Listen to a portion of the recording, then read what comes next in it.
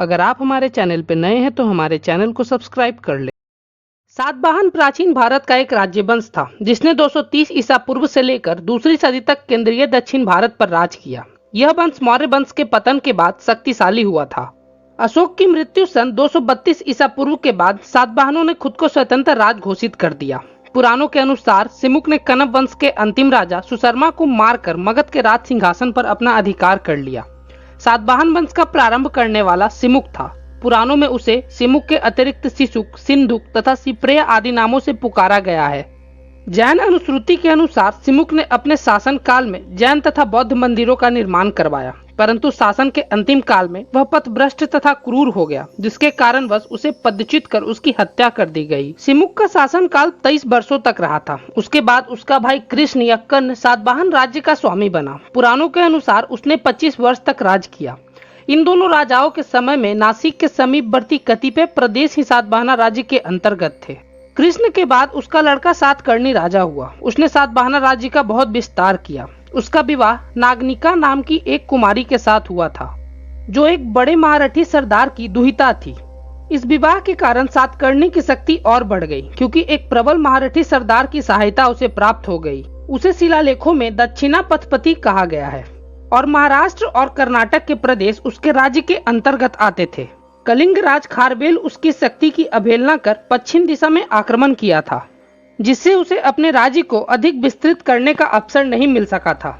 पर इसमें कोई संदेह नहीं कि सातकर्णी प्रबल और शक्तिशाली राजा था। पुष्यमित्र शुंग के समान उसने भी 2 बार अश्वमेध यज्ञों का अनुष्ठान किया था। संभवतः सातकर्णी की मृत्यु शीघ्र ही हो गई, इसीलिए उसके बाद रानी नागनिका ने शासन कार्य का संचालन किया, क्योंकि उसके पुत्र अभी वयस्क नहीं हुए थे। सातकर्णी का शासन काल केवल 10 वर्षों तक ही रहा था। राजा सातकर्णी के उत्तराधिकारियों के केवल नाम ही पुराणों द्वारा ज्ञात होते हैं। ये नाम पूर्णोत्संग, जिसका शासन काल 18 वर्ष तक रहा, स्कंद स्तंभी 18 वर्ष तक, मेघस्वाति 18 वर्ष तक, लंबोदर 18 वर्ष तक और गौतमी पुत्र सातकर्णी जिसने 56 वर्ष तक शासन किया। गौतमी पुत्र सातकर्णी का शासन काल 167 ईसा पूर्व से 111 ईसा पूर्व तक रहा था।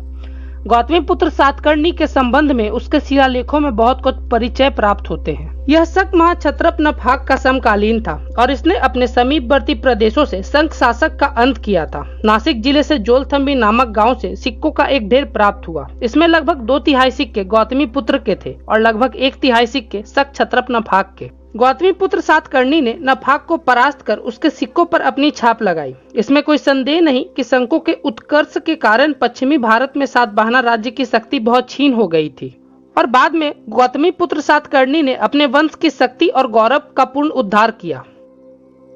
गौतमी पुत्र सातकर्णी ने जो इस विशाल साम्राज्य का निर्माण कर सका था, उसका प्रधान कारण शक यवन पल्लवों की पराजय थी। शंक, यवन और पार्थियन लोगों ने बाहर से आकर भारत में जो अनेक राज्य कायम कर लिए थे, उसके साथ सातकर्णी ने घोर युद्ध किए और उन्हें परास्त कर सातवाहन कुल की शक्ति और गौरव को प्रतिष्ठापित किया। विदेशी शंकों की भारत में बढ़ती हुई शक्ति का दमन करना सातकर्णी का ही कार्य था।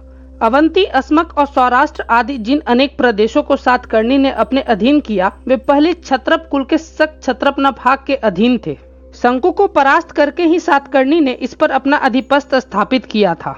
गौतमी पुत्र सातकर्णी के इतिहास पर प्रकाश डालने वाले अनेक शिलालेख व सिक्के खोज द्वारा प्राप्त हुए हैं। गौतमी पुत्र सातकर्णी का अन्य नाम या उपनाम विक्रमादित्य भी था और वहीं भारतीय अनुश्रुति का सकारी या शक निषूदक विक्रमादित्य था। सातकर्णी के काल के संबंध में इतिहासकारों में थोड़ा मतभेद है। कई इतिहासकार उसे दूसरी सदी का मानते हैं। गौतमी पुत्र सातकर्णी के बाद उसका पुत्र श्री पुलुमावी विशाल सातवाहन साम्राज्य का स्वामी बना। उसका शासन काल 44 ईसा पूर्व से लगभग शुरू हुआ। पुराणों में उसे पुलुमावी और पुलुमावी नामों से लिखा गया है और उसका शासन काल 36 वर्षों तक बताया गया है। उसके समय में सातवाहन राज्य की और भी अधिक वृद्धि हुई। उसने पूर्व और दक्षिण में आंध्र तथा चोल देशों को विजय किया।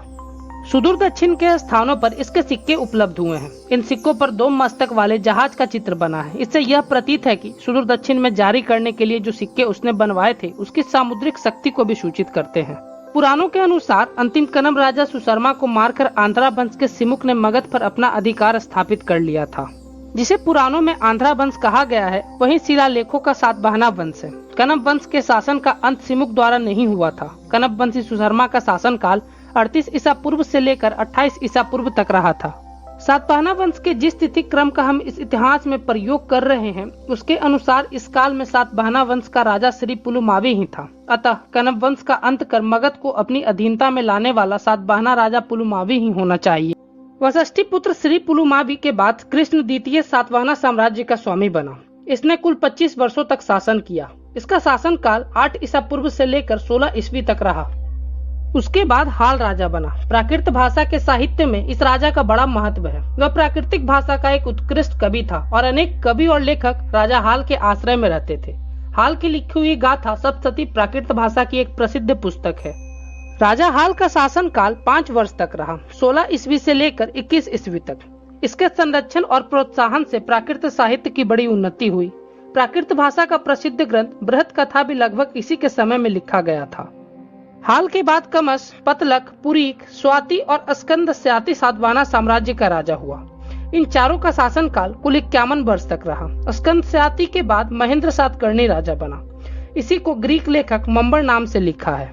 महेंद्र सातकर्णी के बाद कुंतल सातकर्णी राजा बना। कुंतल सातकर्णी के बाद सुंदर सातकर्णी 1 वर्ष के बाद पुलुमावी द्वितीय 4 वर्ष तक राज किया। इस समय सातवाहन साम्राज्य की शक्ति क्षीण होनी आरंभ हो गई थी और इसके बाद मगध पर कुषाण साम्राज्य का शासन हुआ।